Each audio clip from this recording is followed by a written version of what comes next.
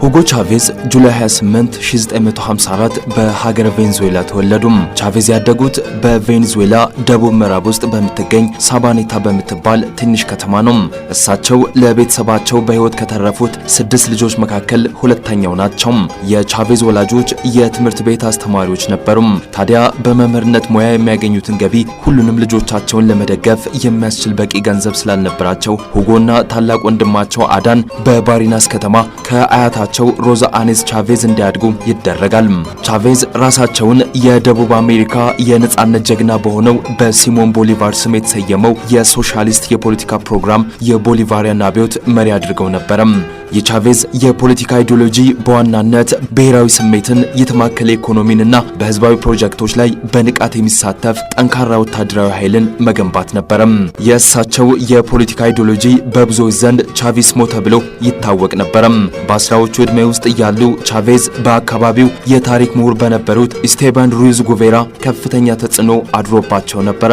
በተለይም የቦሊቫርና የካርል ማርክስን አስተምሮ በቻቬዝ የፖለቲካ ህይወት ውስጥ ትልቅ ተጽዕኖ አሳድረዋል።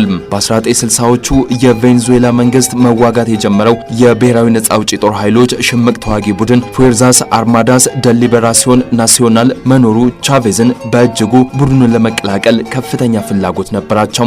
ይህ ሽምቅ ተዋጊ ቡድን በኩባ መሪ ፊደል ካስትሮ የተደገፈ ነበር። ቻቬዝ የመቶ አለቃ ማዕረግ በማግኘት የቬኔዙዌላ ጦር ተቀላቀሉ። ነገር ግን በ1977 የቻቬዝ ታላቅ ወንድማቸው አዳን ከአማጽያኑ ጋር በድብቅ እንደሚሰራ ሲያውቁ ሰራዊቱን ለቀው ለመውጣት ፈለጉም። ከዛም በኋላ ሁጎ ቻቬዝ የቬንዙዌላ አብዮት ፓርቲ መሪና የቀድሞ የኤፍኤኤልኤን መሪ የሆነውን ዳግላስ ብራቮን ለማግኘት ፈለጉም። በ1982 ቻቬዝና አንዳንድ የጦር መኮንኖች የቦሊቫሪያን አብዮታዊ ርዕዮተ ዓለም በሰራዊቱ ውስጥ ለማስፋፋት የተደራጀ ቡድን አቋቋሙም። ዓላማቸውም በሲቪል ወታደራዊ መፈንቅለ መንግስት ስልጣን መያዝ ነበረም። ወታደራዊ መፈንቅለ መንግስቱ ኢላማ የተደረገባቸውን የጦር ካምፖች በተሳካ ሁኔታ ሲቆጣጠሩ፣ ነገር ግን ቻቬዝ የኦፕሬሽኑ ቁልፍ ክፍል ማለትም የፕሬዝዳንት ፔሬዝን ቢሮ መያዝ አልቻሉም። በፕሬዝዳንቱ ቤተ መንግስት አቅራቢያ በሚገኘው የውትድርና ታሪክ ሙዚየም ውስጥ ተይዘው የነበሩት ቻቬዝ ጦርነቱን መቀጠል ፋይዳ እንደሌለው ስለተገነዘቡ በብሔራዊ ቴሌቪዥን ቀርበው ለአጋሮቻቸው ንግግር እንዲያደርጉ ይፈቀድላቸው ዘንድ በመስማማት እጃቸውን ለመስጠት ተስማሙም። ቻቬዝ ለ2 ደቂቃ ያህል በቆየ ንግግራቸው ከካሜራው ፊት ለፊት ቆመው ለጓዶቻቸው ከእንግዲህ በሚያሳዝን ሁኔታ ስልጣን ለመያዝ ሊሳካ አልቻለምና ተጨማሪ ደም እንዳይፈስ እጆቻቸውን እንዲያወርዱ ተማጸኑም። በዚያን ጊዜ ብዙ ቬኔዙዌላውያን በተመረጡት መሪዎቻቸው ተበሳጭተው ነበርም። እናም ቻቬዝ ሀገሪቷን ለማሻሻል ያላቸውን ራዕይና ሐሳብ በቬኔዙዌላን ህዝቦች ዘንድ ጥሩ ተቀባይነት እያገኙ መጡም። ብዙ ሰዎች አንድ ቀን ቻቬዝ ወደ ስልጣን እንደሚመጡ ቃል ኪዳን አድርገው ስለወሰዱት የእሳቸው ወደ ስልጣን መምጣት አጥብቀው ይፈልጉ ነበርም። ቻቬዝ የአምስተኛው ሪፐብሊክ ንቅናቄ ሞቪሜንቶ ዴላ ኮንታ ሪፐብሊካ የፖለቲካ ፓርቲን መስርቶ በርካታ የቀድሞ የሶሻሊስት አክቲቪስቶችንና የጦር መኮንኖችን ይዘው ፓርቲውን መሰረቱም። በታህሳስ 1998 ፕሬዝዳንታዊ ምርጫን 56 በመቶ ድምጽ በማግኘት አሸንፈዋል። ቻቬዝ ስራ የጀመሩት በየካቲት 1999 ነበርም። በስልጣን ላይ በነበሩበት የመጀመሪያ ዓመት ሙስና እንዲቆም፣ ለማህበራዊ ፕሮግራሞች የሚወጣውን ወጪ እንዲጨምርና የአገሪቱን የነዳጅ ሀብት መልሶ ማከፋፈልን በተመለከተ አጥብቀው እንደሚሰሩ ቃል ገብቷል።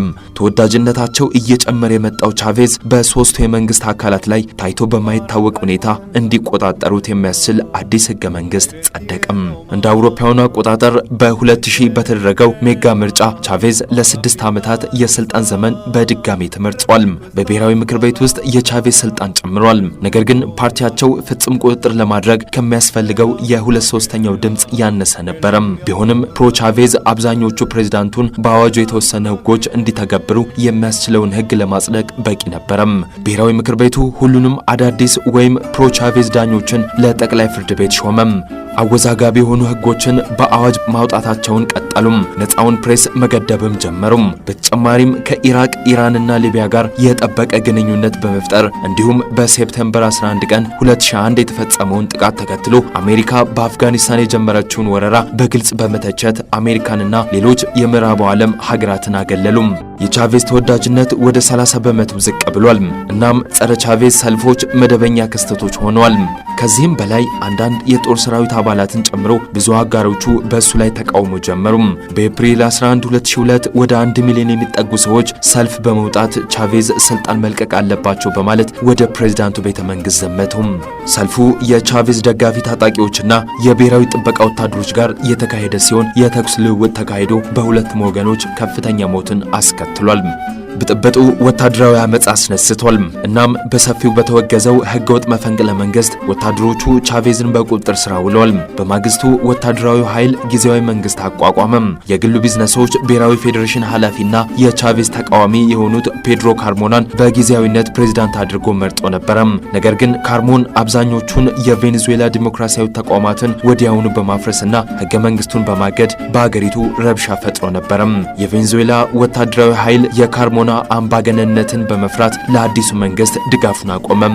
ወታደራዊ ኃይል ኤፕሪል 13 የቻቬዝ ምክትል ፕሬዝዳንት ለነበሩት ዲዮስዳዶ ካቤሎ እውቅና በመስጠት አገሪቷን እንዲመሩ አደረገም። ቃለ መሐላ ከተፈጸመ በኋላ ካቤሎ ቻቬዝን ወደ ስልጣን መለሷቸው። ቻቬዝም ሚያዝያ 14 ቀን ወደ በትረ ስልጣናቸው ተመለሱም። መፈንቅለ መንግስቱ በሁጎ ቻቬዝ መንግስትና በተቃዋሚዎች መካከል ከተከሰቱት ተከታታይ ግጭቶች ውስጥ የመጀመሪያው ነበረም። የተከሰቱት ግጭቶች የቬኔዙዌላ ማህበረሰብ ወደ ሁለት የፖለቲካ አስተሳሰብ እንዲከፈል ምክንያት ነበሩ። በአንደኛው ወገን የቻቬዝ ደጋፊዎች ራሳቸውን ቻቬስታስ በማለት ሲጠሩ፣ በሁለተኛው ወገን ደግሞ የተቃዋሚ ደጋፊዎች ኢስኳሊዶስ በማለት ለሁለት ተከፈሉ። በታህሳስ 2002 ተቃዋሚዎች ቻቬዝ ስልጣን እንዲለቁ ለማስገደድ የተቀየሰ ብሔራዊ አድማ ጀመሩ። በአድማው መሃል ላይ የቬኔዙዌላ የወጪ ንግድ ገቢን 80 በመቶ የሚይዘው የግዛቱ የነዳጅ ኩባንያ ፔትሮሊዮ ደ ቬኔዙዌላ አንዱ ነበረ። በምላሹም ቻቬዝ የነዳጅ ኩባንያ ሰራተኞችን አባረረም። ግማሽ ያሉ የኩባንያው 38000 ሰራተኞች በማባረር የውጭ የነዳጅ ሰራተኞችን አምጥተዋል። በፌብሩዋሪ 2003 አድማው ፈርሷል። እናም ቻቬዝ የሀገሪቱን የነዳጅ ኩባንያ ሙሉ በሙሉ ተቆጣጠሩም። በ2003 እና በ2004 የመጀመሪያ አጋማሽ ላይ ተቃዋሚዎች ያተኮሩት ፕሬዝዳንቱን በስልጣን ዘመናቸው አጋማሽ ላይ ከስልጣን እንዲወርዱ በሚያደርጉት የማስታወሻ ህዝበ ውሳኔ ወይም ፒቲሽን ላይ ነበረም። ነገር ግን ቻቬዝ ከሀገሪቱ የነዳጅ ገቢዎችና ከነዳጅ ዓለም አቀፍ ዋጋ መጨመር ጋር በተያያዘ የዋጋ ማስተካከያ አደረጉም። በማህበራዊ ፕሮግራሞች ላይ በተለይም ለጤና ዘርፍ የሰጡት ትኩረት የእሳቸው ተቀባይነት እንደገና ጨመረም። ምንም እንኳን የማጭበርበርና የሙስና ወንጀላ ቢቀርብባቸውም ቻቬዝ በነሐሴ 2004 የተካሄደውን ህዝበ ውሳኔ አሸንፈዋል። የቻቬዝ ጥምረት በብሔራዊ ምክር ቤት ላይ ሙሉ በሙሉ ተቆጣጠረም። አንዳንድ የፖለቲካ ተንታኞች ቻቬዝ ተቃዋሚዎች ባጠቋቸው ቁጥር እየጠነከሩ መጡ ሲሉ አስተያየታቸውን ይሰጣሉ። በታህሳስ 2006 ቻቬዝ 63 በመቶ ድምጽ በማግኘት ለሶስተኛ ጊዜ ፕሬዝዳንት ሆነው ተመረጡም። ለተጨማሪ 6 ዓመታት የስልጣን ቆይታን አረጋገጡም። ዋና ዋና ኢንዱስትሪዎችን፣ ኤሌክትሪክና ቴሌኮሙኒኬሽን እንዲሁም ከግሉ ነዳጅ ዘርፍ የቀረውን በብሔራዊ ደረጃ በማስያዝ የ21ኛው ክፍለ ዘመን ሶሻሊዝም እቅድ አውጥተዋል። በጸረ አሜሪካ ንግግራቸው የሚታወቁት ሁጎ ቻቬዝ በተለይም በፕሬዝዳንት ቡሽ ላይ ባደረጉት የሰላ ትችት የበለጠ ተወዳጅ ሆኑም። በተባበሩት መንግስታት ጠቅላላ ጉባኤ ፊት ለፊት ጆርጅ ደብሊው ቡሽን ዲያብሎስ ብለው መዝለፋቸው ይታወሳል። በየካቲት 2009 መጠነኛ የሆነ የህገ መንግስት ለውጦች በህዝባዊ ውሳኔ ጸድቋል። ይህም ለቻቬዝ ቀጣይ የስልጣን ቆይታ መንገዱን ጠረገም።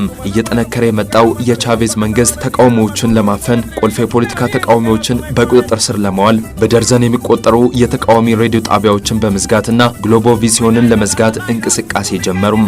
በጁን 2011 ቻቬዝ በኩባ ውስጥ የካንሰር እብጠትን ለማስወገድ ቀዶ ጥገና ተደረገላቸው። የካንሰሩ ልዩ ባህሪ ግን አልተገለጸም። በጥቅምት 2012 የተካሄደው ምርጫ እንደተጠበቀው አልነበረም። በታህሳስ 2012 ቻቬዝ አራተኛውን የካንሰር ቀዶ ጥገና በኩባ አደረጉም። ቻቬዝ ወደ ኩባ ከመሄዳቸው በፊት ምክትል ፕሬዝዳንት ኒኮላስ ማዱሮን ተተኪ አድርገው መርጧል። ቻቬዝ ከሳምባ ኢንፌክሽን ለመዳን እስከ አዲሱ ዓመት ድረስ በኩባ ቆይቷል። ይሁን እንጂ መንግስት ስለ ፕሬዝዳንቱ ጤንነት ዝርዝር መረጃ ባለማግኘቱና ለህዝብ ይፋ ባለማድረጉ በተቃዋሚዎች ዘንድ ተወቅሷል። ይህ በእንዲህ እንዳለ ማዱሮ የሀገሪቱ መሪ ሆኖ ቀጥሏል። ቻቬዝ በጃንዋሪ 2013 ለታቀደለት የመንግስት የምስረታ በዓልና የብሔራዊ ምክር ቤቱ የፕሬዝዳንቱ ቃለ መሐላ እንዲዘገይ ውሳኔ ሰጥቷል። የሀገሪቱ ጠቅላይ ፍርድ ቤት ቻቬዝ በሌሉበት የብሔራዊ ምክር ቤቱ መሪ ጊዜያዊ ፕሬዝዳንት ተብሎ እንዲሰየም ውሳኔ ሰጠም። ሁጎ ቻቬዝ በማርች 5 ህይወታቸው ማለፈም። ማዱሮ ጊዜያዊ ፕሬዝዳንት ሆኑም። የቀረውን የቻቬዝ የስልጣን ዘመን የሚያገለግል ፕሬዝዳንት ለመምረጥ ማዱሮ ኤፕሪል 14 በተደረገው ልዩ ምርጫ ካፕሪለስን አሸንፈው ስልጣኑን ተረከቡ።